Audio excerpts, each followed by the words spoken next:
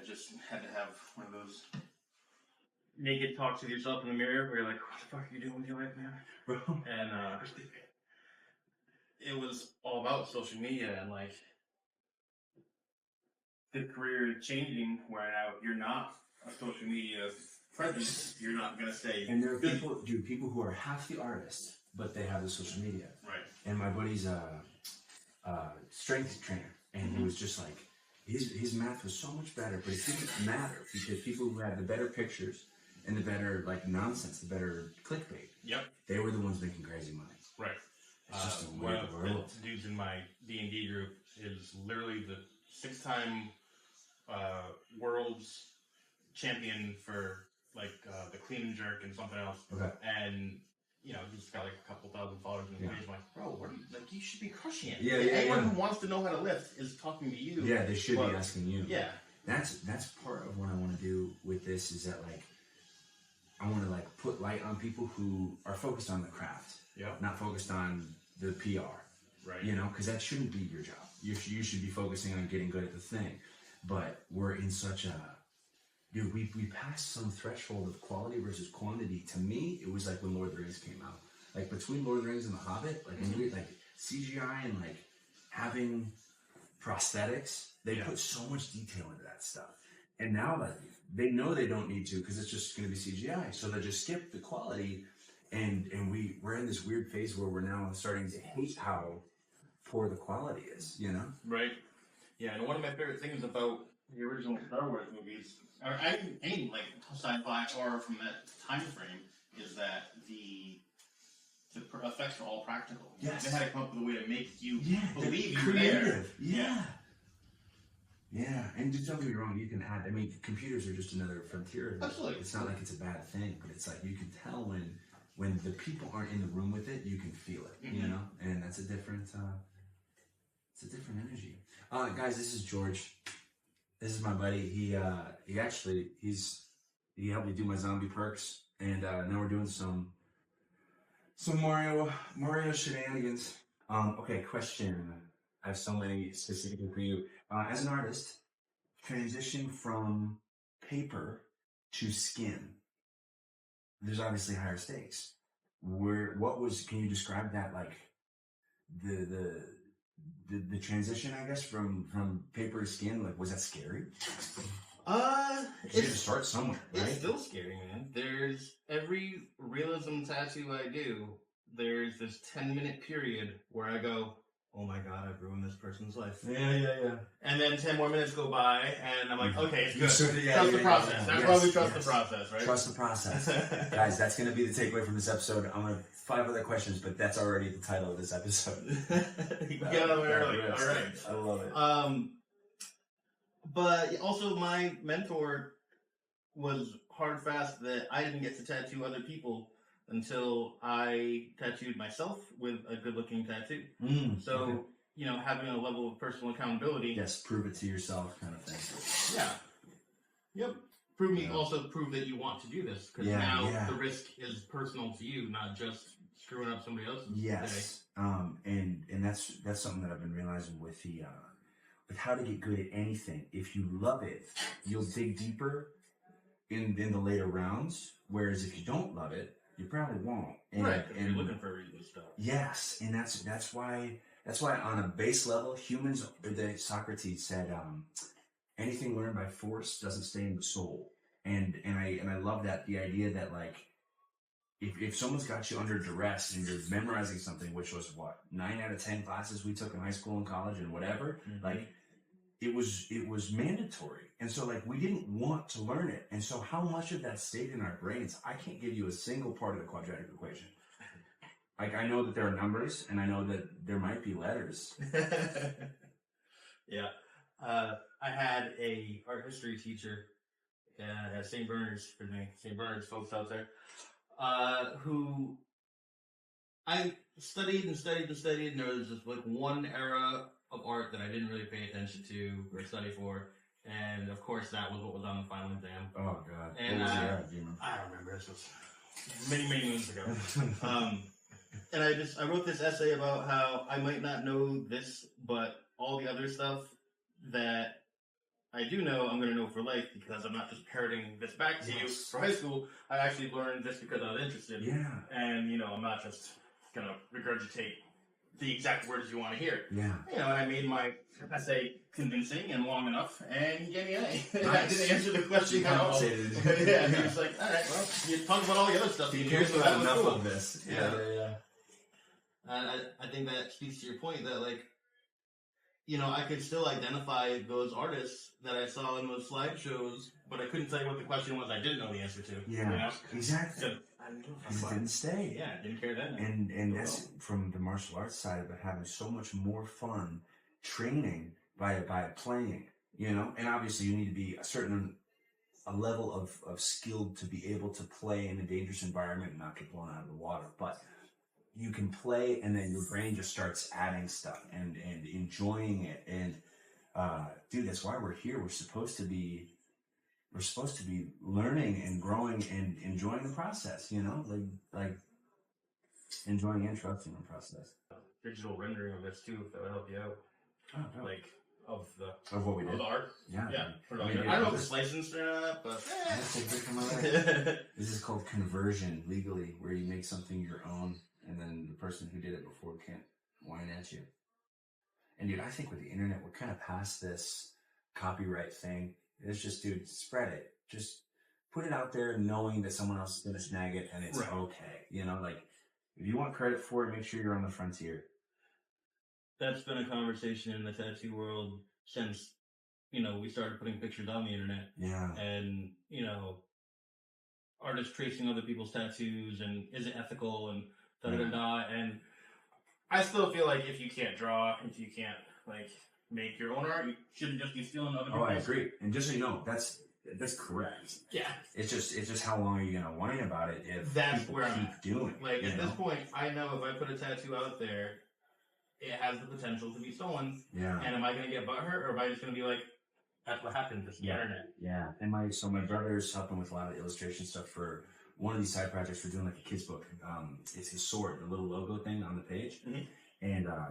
And he's had a number of things. He's done commissions for different people for different projects, and he'll just see it on someone else's t-shirt, his art. Yeah. And he'll be like, what the fuck? Like, and it's heartbreaking, but he's also, you and both of you, you're art creation machines, and you're doing awesome stuff all the time. And I guess you just, at some point, need to make a peace with you being the special thing. And if people like it enough and they're taking from you, be flattered, you know? Right. Well, that's it. It's, imitation is the most sincere form of flattery, right? That's the bullshit I'm supposed to swallow. Well, I mean, because nowadays, to me, it's like gun stuff. Guns exist. Whether or not you like them, they're part of the world. Right. The internet and this technology that we have, it's why I want to use it for good, because it exists. I was talking to this dude. He was a pastor. He was one of the quote unquote good guys. And I'm going to cut this out for sure, because this is going to get personal. But I was talking to him because basically I was like, hey, I want to do kind of like a help people on the way just to be good people and not have a religious affiliation. Mm-hmm. And because you can be a good person and not have a religious affiliation. And I want to use social media to help with that. And he's like, oh, I think social media is evil. And I'm like, hey, dude, if you think it's evil, that's where you need to be the most. Right. Like how could you just abandon it, you know? Like, yeah, you don't, where the missionaries didn't go spread religion to the people that had it already. 100%. That literally like took me back, because I was like, oh, dude, this guy's like, he's just in his own comfort zone, just like everybody else. Yep. He just thinks he's winning, you know? He just thinks he's doing all the right stuff. It's very interesting thing. Ooh, I guess this is, so you had to shave my leg. Is there anyone that you've seen where they want the tattoo and be like, oh, dude, I need more than a razor for this person's body? Yeah, 10 out of 10.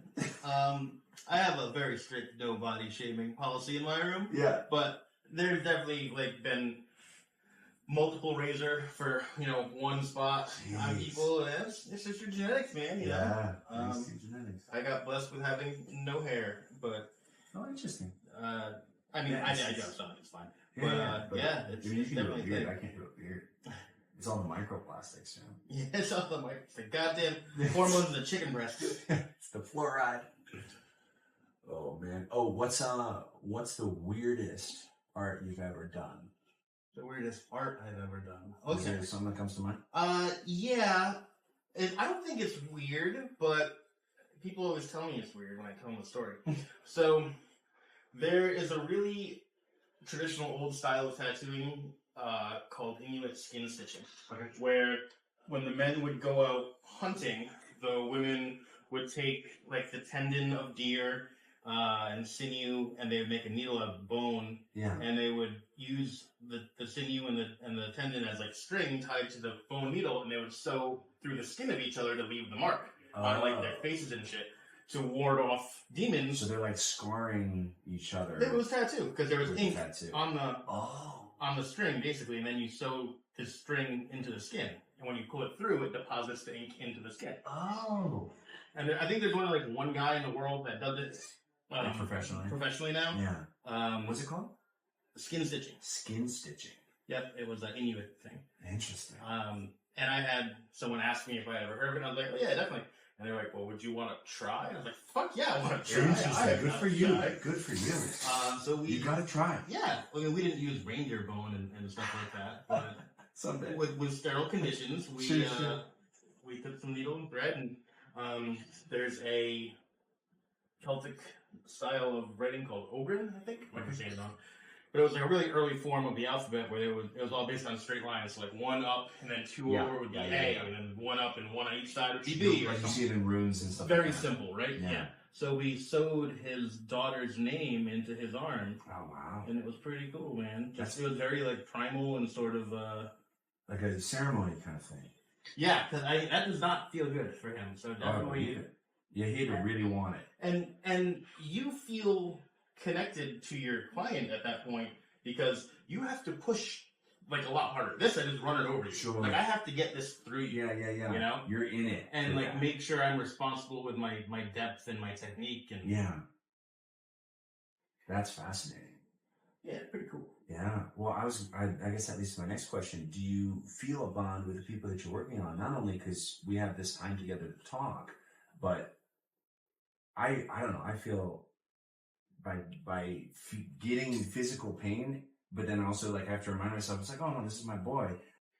I feel a very deep connection to the clients for a lot of reasons. I think you've given me your trust. Yeah. Not only have you given me your trust, but you've given me your skin. Like literally, the skin off your back. There's not much more trust than that. Right. So I need to honor that trust. Yeah. And do my best effort. I realize that I'm getting to be passionate about this thing that I literally can't do alone. Yeah. Yeah. So you need the canvas. Yeah, I need the people. Yep. Yeah. So I absolutely respect it and I feel connected to these people. And one of my favorite things about tattooing, and this is something that dude Joseph Campbell talks about, is we have these missing ceremonies that kind of tie you to a tribe. Yes. A boy would go out and do a thing, he would come back a man. Rites of passage. Right, exactly. Yes. So now this is something very primal and simple that connects me to my town. I see people out in town, and they're like, oh, hey, that's my tattoo artist, and now they're my waiter or bartender or, lawyer or and they're whatever. walking around sharing your art, which is an expression of you. So they're again, we're billboards for you. Right, but they're part of my tribe now because I spent time with them having these talks. Yes. So when I go out to the bar, they're like, hey, this dessert's on me, or hey, this law consultation's on me, or hey, whatever, and then I help them here and they help me, and I'm not just like floating through this sea empty and alone. Now I've got other people in the tribe. You're connected. I think. And so on that note, your time and energy here, you are part of the Lifestyle Tribe for sure. And if you're in the Connecticut area, we're in Groton, Connecticut. I'm going to put his information here. Could not vouch for him more. His portfolio is incredible. I took a video of it. I'm going to share it to this page. What would you give for advice for people who didn't even know this was a thing, or they've been too nervous to make a transition and try? To get a tattoo? To get a tattoo or to become an artist. To become an artist? I think you're already an artist, man. I think we're born artists. Ooh. And what change is at some point you scribble on a piece of paper and they go, oh my god, this is amazing. Is that a dog? and they put it up on the fridge. And then you're like, build you up. fuck Yes, yes! yes. You're like, I know. And then at some point, usually early preteen, they start going, well, this is a great dog again, but like maybe you should think about a job that will pay in the future. And we kind of discourage people from following that artistic. Yes. So it's like a scientist. You're experimenting. You're just conducting, like, what happens if I do this? What happens if I do that? Yeah. But because in America, especially, it is not associated with wealth. Yeah. It is not encouraged after a certain point. Truly. And then we come out with our technology and AI, and people can just copy and paste stuff and print stuff, and that makes it even harder. Right. Okay. So then, what about technical advice in terms of making your passion financially sustainable? You obviously have worked hard on the skill set for decades, right? Yeah. What trials and tribulations did you push through, and would you give yourself advice if you had to do it over again? That's a great question. So, you've heard the expression, if you do what you love, you never work a day in your life. It's absolutely wrong. I worked 7 days a week for the first 15 years of my career. Yeah. And then I rolled it back to 6 days a week for the first time 5 years ago. And now I'm down to 5 days a week for the first time. And that was just because I wanted to be here. I didn't know what I would be doing if I wasn't here, honestly. Yeah. And especially just because of the nature of this particular career, you don't know when money is coming in if it's not a really busy shop. So every time you're not here, you're out spending money, you're losing money on two fronts, essentially. Sure. But I think if I have to give advice to someone on how to make this profitable, is don't worry about making it profitable. Do it because you love it. And doors will open that you weren't planning on finding. Yeah. And you're going to be able to make it work. Yeah. When you plan around stuff and you want to have every contingency so that it works out, in my experience anyway, for me, let me just talk for me. When I go, okay, I'm not going to do it now because this might happen. I'm not going to do it now because blah, blah.